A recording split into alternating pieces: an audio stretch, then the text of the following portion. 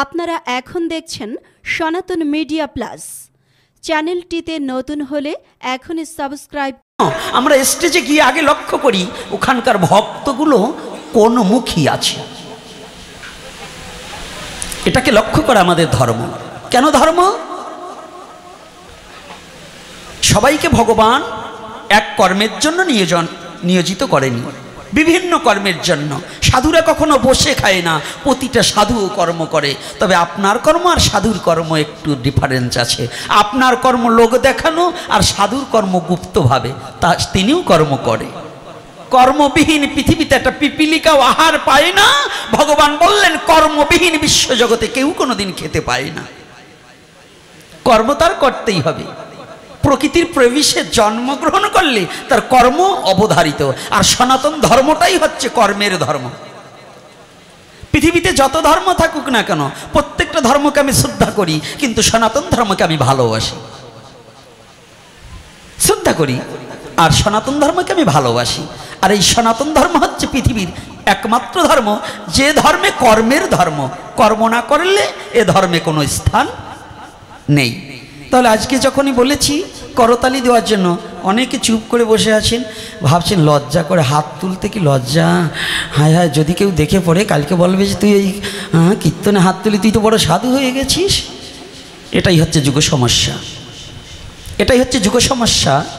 আজকে হরিনাম করছে না, দলাদলি ঠেলাঠেলি। আজকে বাবার একটা পাণ্ডুলিপি দর্শন করলাম, ব্রাহ্মণ বৈষ্ণব শূদ্র একটা বাদ দেশে। ব্রাহ্মণ এই বৈষ্ণব সূত্র তিনটা দিয়েছে, কিন্তু আর একটাও দিয়েছে, আর একটা দেয়নি। কোনটা দেয়নি? আর একটা দেওয়া উচিত ছিল, যে ঠেলাঠেলির একটা গ্রুপ আছে, ওই গ্রুপের নামটা উল্লেখ করে দেওয়া উচিত ছিল। বাবা সুন্দর লিখেছে, আমার ওখান থেকে কিছু জ্ঞান আস্বাদন এই অল্প সময়ের মধ্যে। বাবা আমাকে গিফট করেছে গ্রন্থখানা, আমি গিয়ে অল্প একটু পৃষ্ঠাটা উল্টিয়ে দেখলাম, যখন হিডিংটা দেখে আমার খুব ভালো লেগেছে। এটা যুগ সমস্যা প্রবর্তনম। খালি শুধু ভাগবতীয় কথা বলে বলে জগৎজীবের অন্ধত্ব কাটবে না। জীবের অন্ধত্ব কাটবে সেদিন একজন ব্যক্তি ছানি পড়ে গেছে, ওই ছানি যত সময় অপারেশন না করা হয় তত সময় পর্যন্ত ওই জীবের ছানি অপারেশনের আগে চশমা যতই লাগান না কেন ওই চোখে যেমন কিছু দেখা যায় না। জগৎজীব যারা জ্ঞানন্ধ হয়ে আছে ওদের শুধু শাস্ত্রের কথায় কাজ হয় না, ওদের যুক্তি এবং ভগবত বিশ্বাসের প্রতি আঘাত না করলে ওদের কখনো সে পথে ফিরে আসবে না।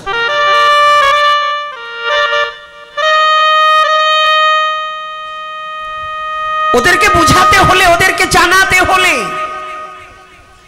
এখনো সনাতন ধর্মের যে জ্ঞান অন্ধ ব্যক্তিগুলো রয়ে গেছে, শাস্ত্র অধ্যয়ন না করে শুধু দলাদলি ঠেলাঠেলির প্রলোভনে পড়ে সমাজকে এবং জাতিটাকে বিষাক্ত করে তুলছে।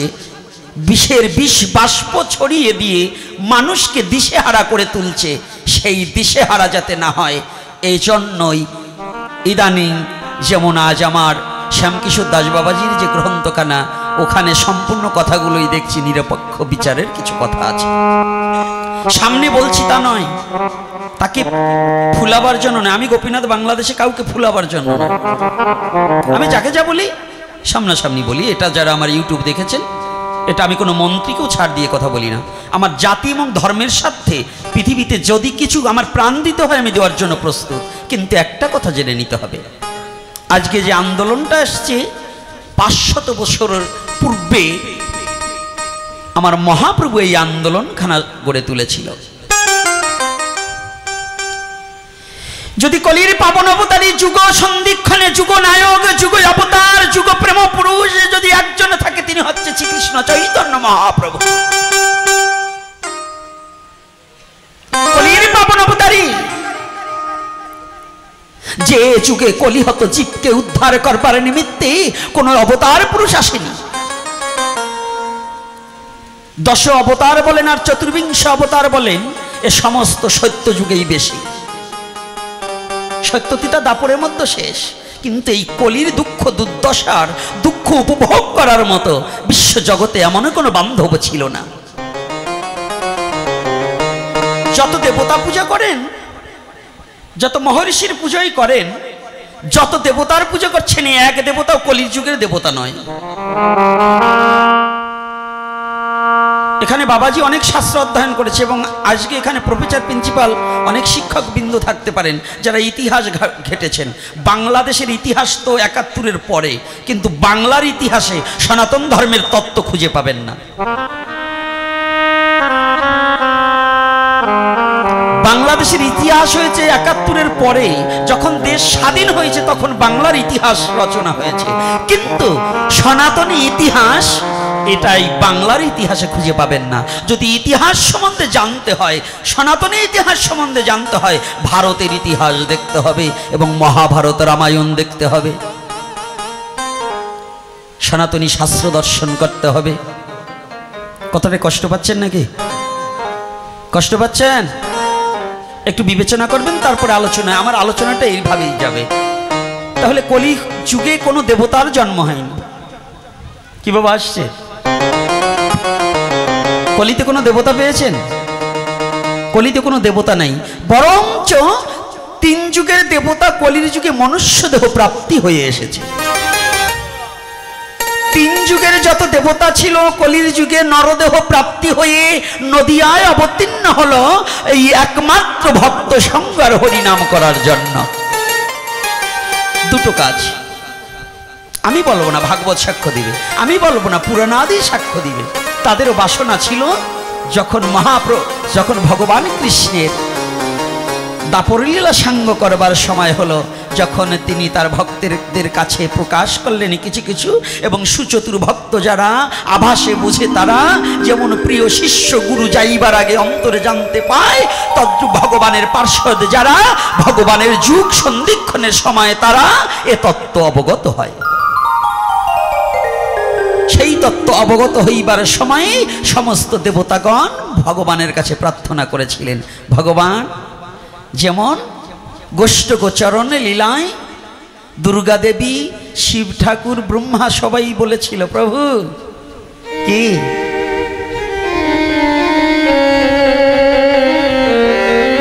এ যুগে তো তোমার ভজন করার মতো যোগ্যতা আমাদের হলো না। সত্যতিতা দাপর এই ৩ যুগে তোমার ভজন করার মতো যোগ্যতা হলো না, কারণ দেবকুলে জন্মগ্রহণ করে তোমার প্রেম ধন লুটে নেওয়ার মতো যোগ্যতা অর্জন করতে পারিনি। তবে আমাদের অন্তরের ধারণা তুমি আর বেশি দিন লীলা করবে না, এই কৃষ্ণ লীলাকে সম্বরণ করবে। তাহলে তোমাকে হারা হয়ে কতকাল থাকবো বলো? তুমি একবার করুণা করো। বলছে, হে দেবতা, তোমাদের বাসনা কি? দুর্গা দেবী যেমন 10 হাতে ভগবান কৃষ্ণকে সেবা করাতে চেয়েছিল, সেদিন বলেছিল এ যুগে আর পারবো না। বলছে কেন?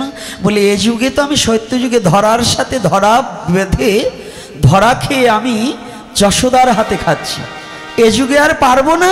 তবে শোনো, হে দুর্গা দশভুজা, সন্মুখে কলির যুগ আগত, ও যুগে যদি তুমি যাও তাহলে শোনো, তোমাকে বলছি করি আশীর্বাদ, তুমি সেই দিন সীতা ঠাকুরানী হিসাবে, সীতা দেবী নয়, সীতা ঠাকুরানী। সীতা দেবী হচ্ছে রামচন্দ্রের সহধর্মিনী, ভগবান রামচন্দ্রের সীতা দেবী, আর সীতা ঠাকুরানী হচ্ছে অদ্বৈতের গৃহিণী মা দশভুজা। সেদিন ভগবান কৃষ্ণ বলেছিল, তোমার যদি এমন লালসা থাকে তুমি শান্তিপুরে যাবে, অদ্বৈতী ঘটনী হবে, অদ্বৈতী রূপে শিব ঠাকুর পঞ্চানন যাইবে, সেদিন আমি তোমার সহস্তে সেবা করিব, সেদিন তোমার মনোবাসনা পুরাইব। আর সেদিন আমি কি করিব জানো? এই রূপে নয়, আমি সেদিন নিজে ভগবান হয়ে ভক্ত বেশ ভাবাপন্ন হয়ে আমি নিজে হয়ে হরি বলবো, হরি ওই শান্তিপুরে ধুলার মাঝে ধূসারিত হব, সেদিন তোমার মনোবাসনা পুরাইব।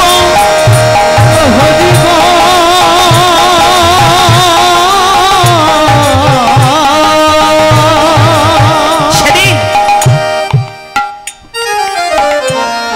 আপনাদের আছে জানা, ভোগারতি কীর্তন 2 জায়গা হয়েছে,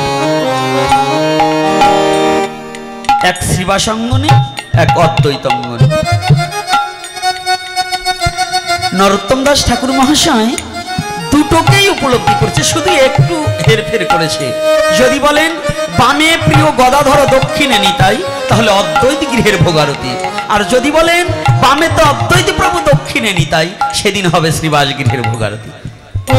এজন্য ভোগ যে লাগাবে তার ধ্যানের মধ্যে বিবেচনা করতে হবে আমি কোন গৃহে সেবা দিচ্ছি, তাই তো বাবা?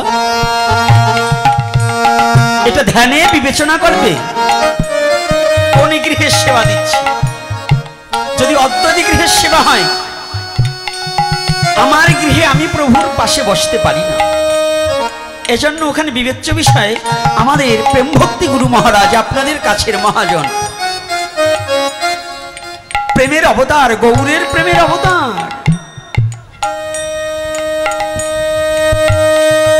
তিনি হচ্ছে নরোত্তম দাস ঠাকুর মহাশয়। পৃথিবীর যত মাটি আছে, আমার অনেকটা প্রবচনে আছে যে পৃথিবীর মধ্যে যত মাটি আছে তার মধ্যে শ্রেষ্ঠ মাটি ভারতবর্ষ। আর এই ভারতের মধ্যে যত মাটি আছে তার মধ্যে শ্রেষ্ঠ হচ্ছে খেতুরি ধাম।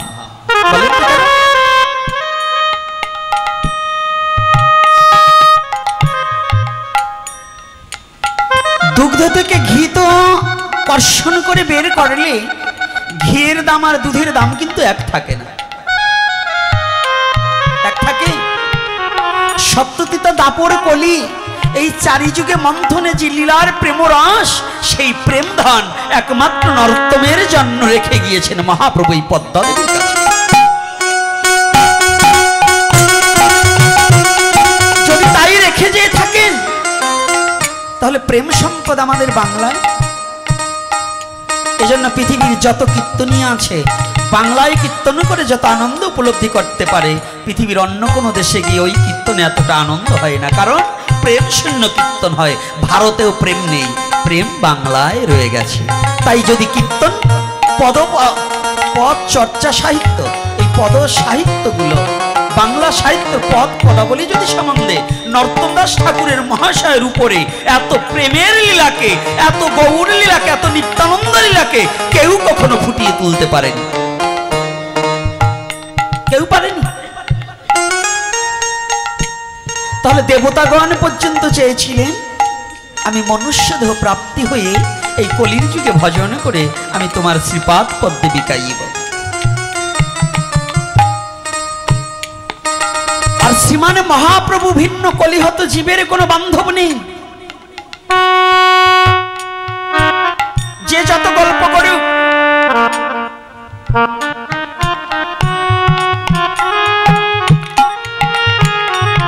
এই যত ভজন আছে, এই ভজনের আদি অন্ত গোড়াই আমার শ্রীকৃষ্ণ চৈতন্য মহাপ্রভু।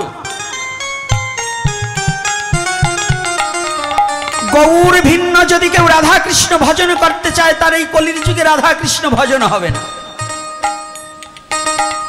গৌরকে বাদ দিয়ে যদি কেউ অন্যত্র ভজন করে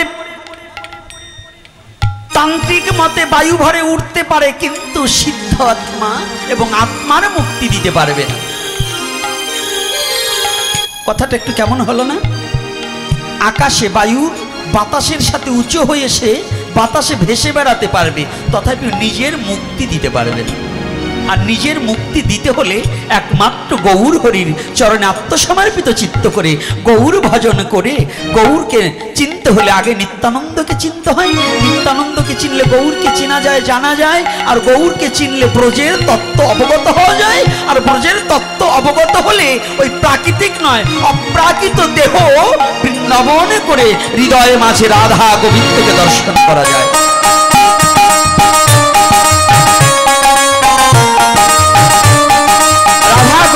দর্শন করতে হলে, এই তত্ত্বটা অবগত হতে হলে একমাত্র গৌর তত্ত্ব ছাড়া, নিত্যানন্দ তত্ত্ব ছাড়া কখনো অবগত করা সম্ভব নয়। কেন বলছি এই কথাটা? আস্তে ছোট ছোট কেন বলছি এত বড় কথাটা? কি সাধ্য? দুঃখ, দুঃখের সহিত আজ জানাতে চাচ্ছি সনাতন ধর্ম অবলম্বনকারী হিন্দু জাতি জাতীয়তা হিন্দু, সনাতন কিন্তু আমাদের ধর্ম, হিন্দু কিন্তু আমাদের ধর্ম নয়।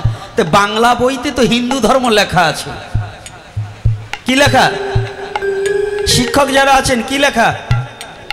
শিক্ষকরা, আপনারা শিক্ষক হয়েছেন টাকার লোভে, জানেন কারণ কি? জাতির চেতনার জন্য কোনো অন্বেষণ কিংবা কোনো মিটিং প্রোগ্রাম করেননি। আপনারা শুধু বেতন বাড়াবার জন্য ঢাকার রাজপথে নেমেছেন। এই শিক্ষক মণ্ডলী একদিন নিজেরা পড়াচ্ছে, কি পড়াচ্ছে নিজেরাও জানতে চায় না, যে আমাদের ধর্মের নাম হিন্দু ধর্ম না।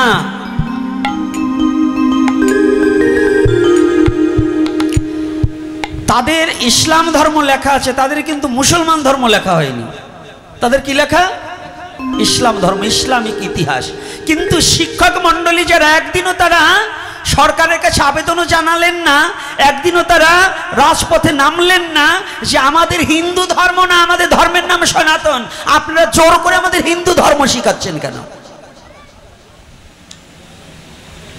বড় বড় নেতা আছেন, বড় বড় তার্কিক আছেন, বড় বড় পণ্ডিত আছেন, কিন্তু জাতির স্বার্থে রাজপথে নামার মতো লোক কয়জন আছেন? ভুলটাকে মেনে নিচ্ছেন, সঠিকটাকে কখনো গ্রহণ করতে পারছেন না।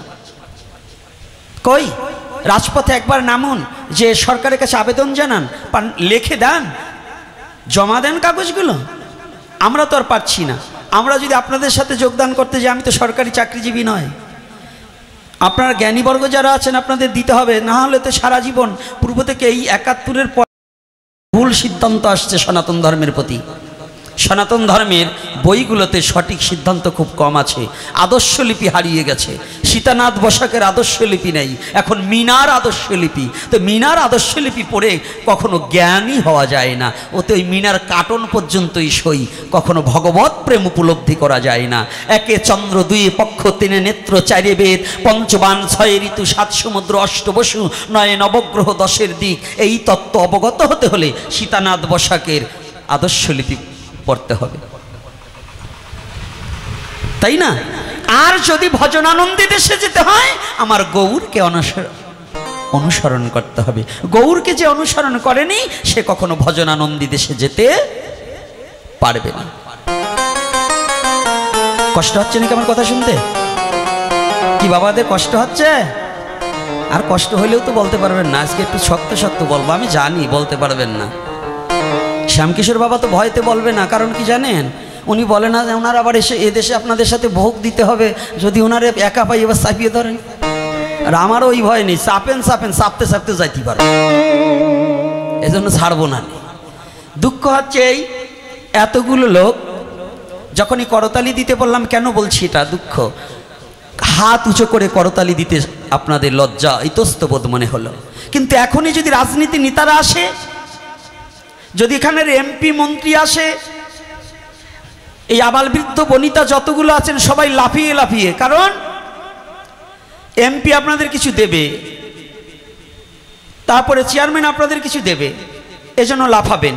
কিন্তু এই চেয়ারম্যান, এমপি, রাজা, মনিস্ট্রি, আমাদের আজ প্রধানমন্ত্রী শেখ হাসিনা, ওই ভারতবর্ষের নরেন্দ্র মোদীকেও যিনি সৃষ্টি করছেন, তিনি হচ্ছে আমার ভগবান। সেই ভগবানের নামে আপনাদের দুটো হাত উচ্চ হয় না।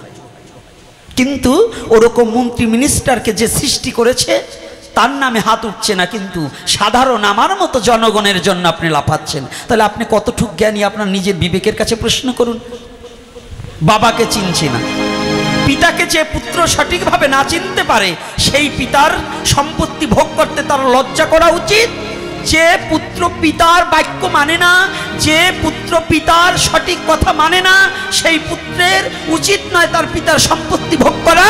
যারা মনুষ্যকুলে জন্মগ্রহণ করে ভগবানের সম্পত্তি ভোগ করছে, সম্পত্তির আলো বাতাস, সম্পত্তি কি আলো বাতাস পৃথিবীতে কেউ দিতে পারবে? ভগবান ছাড়া দিতে পারবে? হ্যাঁ, আপনি ড্রামকে ড্রাম, সিলিন্ডারকে সিলিন্ডার, আপনি কি করে অক্সিজেন। আচ্ছা, অক্সিজেন দিয়ে মানুষ রক্ষা করা যায়, ভগবান যদি না পারে বাবা? কি রাখছে? পারছে? রাখতে পারেনি। আর যিনি আপনার যদি একটা সিলিন্ডার যদি ৫,০০০ ২,০০০ টাকা দিয়ে কিনতে হয়, আপনাদের কাছে প্রশ্ন আজকে ছোট্ট একটু প্রশ্ন, যত ভক্ত মা ও বাবারা, আপনার সন্তান অসুস্থ হলে যদি হসপিটালে নিয়ে যান, হসপিটালে যাওয়ার পরে যদি বলছে এখন অক্সিজেনের প্রয়োজন, তার একটা সিলিন্ডারের দাম কত? বাবা কত? 5-7 হাজার। আচ্ছা যদি 5টা সিলিন্ডার লাগে 25,000। তো এই 2-3 দিনে যদি 5টা সিলিন্ডার লাগে, তাতে যদি এতদিন, আর আপনি 25 বছর 50 বছর 100 বছর বেঁচে আছেন, আপনাকে বিনা সার্ভিস মানে বিনা পয়সায় যে সার্ভিস দিচ্ছে, যে অক্সিজেন দান করছে, তার টাকা কয়টা কবে দিবেন?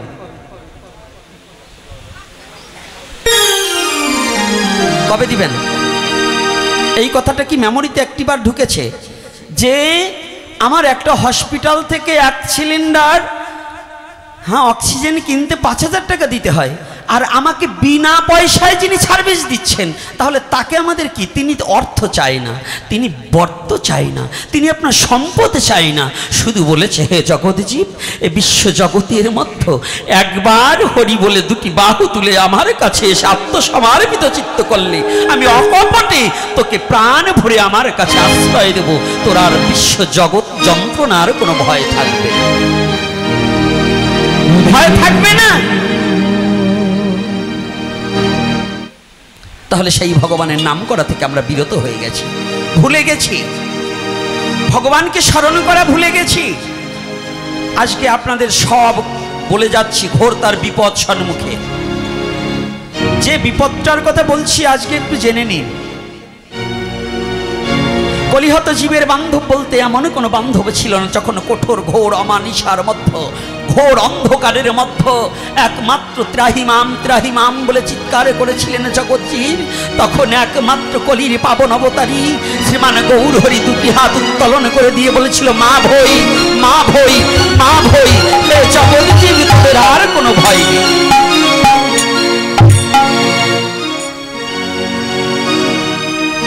সনাতন ধর্মের কোন দেবতা, অন্য কোন ভগবান 2টি হাত উত্তোলন করে জগৎজীবকে ডাকেন, জগৎজীবকে ডাকেনি।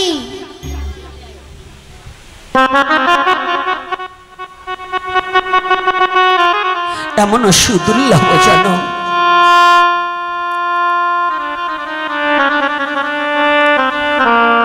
নরোত্তম দাস ঠাকুর মহাশয় বললেন, গুড়া অবতার ও সার, গুড়া অবতার, অবতার ও সার, সার মানে কি? যতই অবতার আছে তার মধ্যে শ্রেষ্ঠ অবতার হচ্ছে গৌরাঙ্গ অবতার। যত পৃথিবীতে অবতার আছে, ভগবান যতবার এসেছে, ভগবান যতবার এই পৃথিবীতে তার ভক্তের জন্য এসেছে, এই অবতারের মধ্যে শ্রেষ্ঠ অবতার হচ্ছে কি অবতার? গুড়া অবতার। গুড়া কার নাম? রাধে রাধে কার নাম? শ্রীকৃষ্ণ চৈতন্য মহাপ্রভু। অবতারের শ্রেষ্ঠ অবতার। কেন তাকে শ্রেষ্ঠ বলা হলো? কয়েকটা কারণ আছে। ভগবান একটা কারণে পৃথিবীতে অবতরণ করেন না। আমাদের বিশেষ করে কিছু পণ্ডিতবর্গ, কিছু শাস্ত্রীয় নিদর্শনে তার শাস্ত্রে আছে 3 বাঞ্ছা অভিলাষে, কিন্তু শুধু 3 বাঞ্ছা নয়, এটা সীমাবদ্ধ হয়ে যায়। ভগবান কোনো সীমাবদ্ধ কর্মের জন্য পৃথিবীতে আসেননি। যদি শুধু 3টা বাঞ্ছার জন্যই আসতেন, ওই 3টা বাসনা পূর্ণ করেই তিনি চলে যেতেন। তার অনাকাঙ্ক্ষিত বাসনা নিয়ে এসেছিলেন। অনাকাঙ্ক্ষিত বাসনা মানে যাহা কোনো কলমের মধ্যে সংখ্যাবদ্ধ হয়নি। ভগবান গৌর হরি এসেছেন, দেখুন পৃথিবীর মধ্যে কোনো অবতার 2টি হাত উত্তোলন করেনি। একমাত্র হারিয়ে যাওয়া জীবকে নিজে হাতে তুলে উঠাবার জন্য গৌর হরি এসেছেন। হারিয়ে যাওয়া জীবকে খোঁজার জন্য এসেছেন। কিন্তু জগৎজীব আমার গৌর হরিকে চিনে নিতে পারছি না। জগৎজীব গৌর হরিকে চিনে নিতে পারছি না। কেমন করে চিনবে গো? আমাদের অপশাস্ত্রের চাপে মূল তত্ত্বটা হারিয়ে যাচ্ছে। অপশাস্ত্র কি?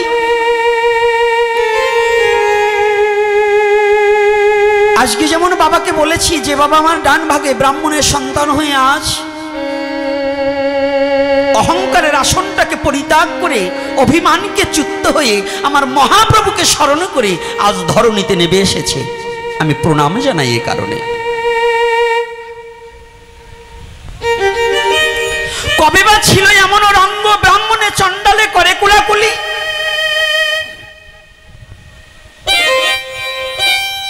আমাদের সমাজে যে দুরবস্থা, মহাপ্রভুকে মানছে না। কারা মানছে না? কিছু সংখ্যক বৈষ্ণব আর কিছু সংখ্যক ব্রাহ্মণ, এরা মহাপ্রভুকে মানছে না। এরা মন কল্পিত ধর্মটাকে প্রচার করছে, নিজেদের কড়া আয়ত্ত করে রাখছে। বৈষ্ণবেও মহাপ্রভুকে মানছে না। নামধারী বৈষ্ণব যারা মালা তিলক পড়েছে, ফোঁটা নিয়েছে, অথচ মহাপ্রভুকে মানে না। লোককে বলে আমি কপিন পড়েছি, আমি ভেগ নিয়েছি, আমি সন্ন্যাস নিয়েছি। ভেগে বৈরাগ্য নয়, বিনা উপদেশে সাধন সিদ্ধ হয় গুরু কৃপালেশে। ভেগ নিলেই বৈরাগী হওয়া যায় না। সন্ন্যাস কলির যুগে বন্ধ। কলির যুগে কোনো সন্ন্যাসী নেই, কোনো সন্ন্যাসী নেই কলির যুগে। এক মহাপ্রভুর পরে কোনো সন্ন্যাসী নেই, সমস্ত হচ্ছে বেশ আশ্রিত, সবাই বেশ আশ্রিত। তবে মর্কট বৈরাগ্যর অভাব নেই। মর্কট বৈরাগ্য কারা? তিতা যুগে অভিশপ্ত প্রাপ্ত যারা। তিতা যুগে কবে অভিশপ্ত প্রাপ্ত ছিল? যেদিন রাম রাবণের যুদ্ধ হয়েছিল। ছোট্ট কথাটা কি বলবো না বলবো না? কি বলবা না? থাক, আর একদিন বলবো। হ্যাঁ, বলতেই হবে। তাই ভাবছেন নাকি আমি না বলে যাব? আমি না বলা জাত। দেখলাম আপনাদের লোভ আছে কেমন। লোভ না থাকলে বলবো কেন? দেখলাম আপনাদের লোভ আছে কেমন। হরিকথার প্রতি যদি লোভ না থাকে তার কাছে বলা যায় বাবা?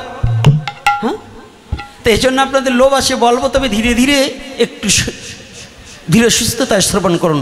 9টার থেকে পাঠ শুরু করেছি, কারণ 9টা নয়, আমার উচিত ছিল 6টা থেকে। 6টা থেকে যদি রাত 11টা 12টা অবধি হতো তাহলে আলোচনা করে কিছু পোষানো যেত। একদিনে আলোচনায় কি করব? বাবা আছে, বাবাকেও তো একটু সময় দেওয়ার দরকার। বাবাকেও আমার একটু সময় দেওয়ার দরকার, যেহেতু কৃষ্ণ কথার মধ্য দিয়ে।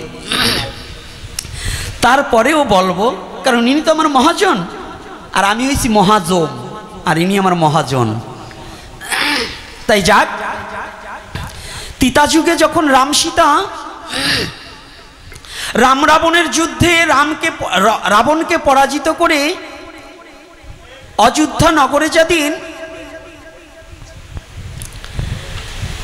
রাম সীতার মিলন মেলা হয়েছিলেন, যখন মিলন হলেন একে একে সবাই, কিন্তু বানর সৈন্যদের দেখা পাওয়া যাচ্ছে না। বানর আর বানরীদের, ওরা একটু দূরে। কথাটা ভালো করে খেয়াল রাখবেন, ওরা একটু দূরে। তো দূরে কেন? ভগবান রামচন্দ্র দেখলেন যারা সীতা উদ্ধারের জন্য এত কষ্ট করলেন সবাই আছে, অযোধ্যা নগরের সমস্ত প্রজাগণ আছে, কিন্তু আমার যারা সীতার জন্য এত কষ্ট করলেন, যাদের সবাই মনপ্রাণ দিয়ে এই সেতু বন্ধনে, যদি বানরের সৈন্য না হতো, সেতু বন্ধন হতো অযোধ্যার, কি বাবা হতো? সেদিন কোনো এত ভক্ত, এই যে এখন রাম রাম বলে যারা চিৎকার করছেন, জয় শ্রীরাম জয় শ্রীরাম, এর একটাও সেদিন ছিল না। ওই বানরগুলোই সেদিন সেতু বন্ধন করেছিল। তো ওই তিতা যুগের ওই বানরের যে দাম আছে, এখন বর্তমান সাধুদের সেই দাম নাই, আমার মতো সাধুদের সেই দাম নেই। বানরের যে বিশ্বাস ছিল আমার সে বিশ্বাস নেই, বানরের যে ভক্তি ছিল আমার সেটা নেই। এখন বর্তমান আমার মতোই বানরের চেয়েও অধম আমার মতো ভক্ত। কেন বলছি? কথাটা দুঃখের নয়, একটা পশুকুলে জন্মগ্রহণ করছে বানর। তা আজকে ভগবান রামচন্দ্র দেখতে পেলেন সবাই আছে, কিন্তু বানর বানরীরা নেই। একটু অদূরে তাকিয়ে দেখতে পায় সব বানর বানরী মুখে হাত দিয়ে কাঁদছে। কারা কাঁদছে? ওই রাম রাবণের যুদ্ধে সহযোগিতা করতে গিয়ে কিছু বানরের বানরী মারা গেছে, কিছু বানরীর বানর মারা গেছে। মানে কারো স্বামী মারা গেছে, কারো স্ত্রী মারা গেছে। রাম আর সীতা যখন ভগবান রামচন্দ্রের পাশে যখন মা সীতা দেবী বসেছে, ওই অপরূপ দৃশ্য দর্শন করি সমস্ত বানর বানরীর অদূরে কাঁদছে, প্রভু প্রভু আজ তুমি রাম রাজীব লোচন, তুমি আজ রাজ সিংহাসন উপবেশন করে তোমাদের মিলন ঠিকই হলো, কিন্তু তোমাদের জন্য যুদ্ধ করতে গিয়ে আমাদের স্বজন হারালাম, আমার স্ত্রীকে হারিয়েছি, আমার স্বামীকে হারিয়েছি। আজ তোমরা ঠিক মিলন হলে, কিন্তু আমাদের কি দুর্ভাগ্য, আমার কি পুরা কপাল, আজকে আমি স্বামী হারা হয়ে ঘুরছি। ও বলছে আমি আজকে স্ত্রী হারা হয়ে ঘুরছি, তাহলে আমাদের গতি কি?